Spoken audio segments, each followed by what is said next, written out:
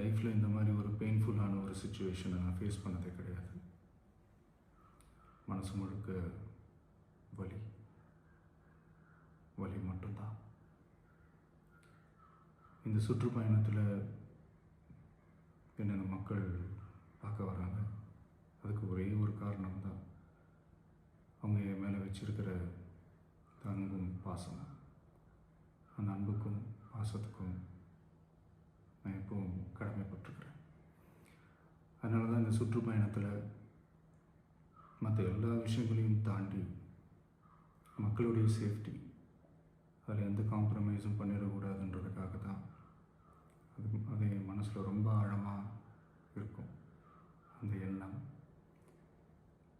அதனால தான் இந்த அரசியல் காரணங்கள் எல்லாத்தையும் தவிர்த்துட்டு ஒதுக்கி வச்சுட்டு மக்களுடைய சேஃப்டி மட்டும் மைண்டில் வச்சுக்கிட்டு அதுக்கான இடங்களை சூஸ் பண்ணுறது, அதுக்கான இடங்களை பார்த்து பெர்மிஷன் கேட்குறது, போலீஸ் டிபார்ட்மெண்ட்டில் அதை ரிக்வெஸ்ட் பண்ணி கேட்போம்.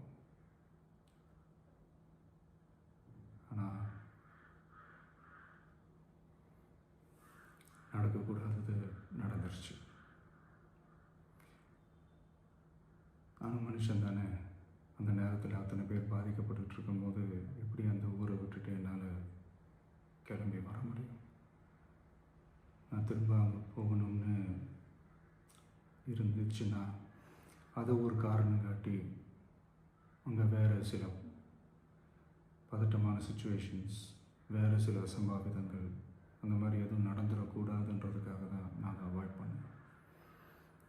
இந்த நேரத்தில் சொந்தங்களை இழந்து தவிக்கிற அத்தனை குடும்பங்களுக்கும் என்னுடைய ஆழ்ந்த இரங்கலை தெரிவிச்சுக்கிறேன். எனக்கு தெரியும், என்ன சொன்னாலும் இது ஈடேயாகாதுன்னு எனக்கு தெரியும்.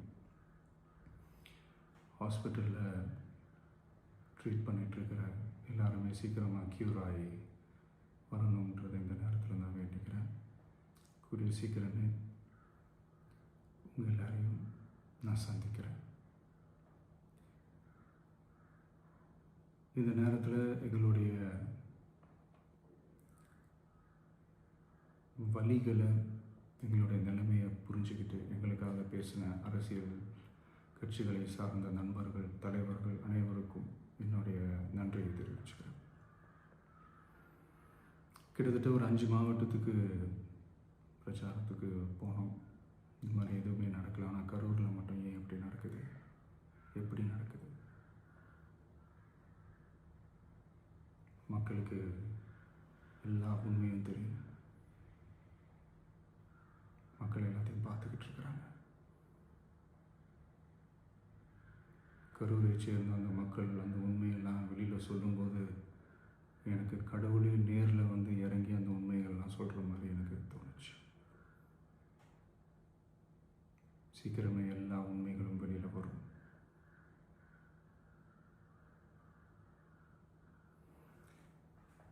எங்களுக்கு தரப்பட்ட இடத்துல நாங்கள் போய் அந்த அந்த ஸ்பாட்டில் நின்று நாங்கள் பேசிட்டு வந்தோம். அதை தாண்டி எந்த தவறும் எங்கள் சைடில் நாங்கள் எதுவுமே செய்யலை. பட் இருந்தாலும் எங்கள் கட்சியை சேர்ந்த நிர்வாகிகள், தோழர்கள் மேலே எஃப்ஐஆர், அது மட்டும் இல்லை சோஷியல் மீடியாவை சேர்ந்த நண்பர்கள், தோழர்கள் அவங்க மேலே எஃப்ஐஆர்லாம் போட்டு இப்போ பிடிச்சிக்கிட்டு இருக்கிறாங்க.